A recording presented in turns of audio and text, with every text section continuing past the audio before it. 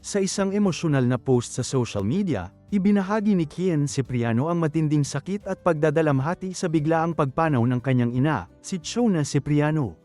Napakasakit, napakabilis ng mga pangyayari, nakakatakot, nakakayanig, ani Kian, habang inilarawan ang bigat ng pinagdadaanan.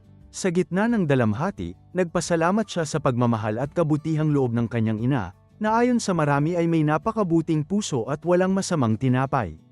Pero payapa ako na tapos na ang paghihirap. Dagdag ni Kian, na kahit wasak ang puso ay nakahahanap ng kaunting ginhawa sa kaalamang hindi na nagdurusa ang kanyang mahal na ina.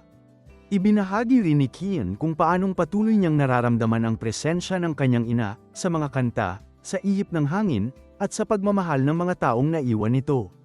Salamat sa lahat, Mommy, ani Kian. Sobrang mamimiss kita, yung ngiti mo, yung tawa mo, yung mga yakap at halik mo. Hindi ko pa rin matanggap. Bagamat wasak ang puso, pinanghahawakan ni Kian ang pagmamahal ng kanyang ina bilang lakas para magpatuloy sa buhay. Rest in peace, Mommy. Mahal na mahal kita. Pagtatapos ni Kian.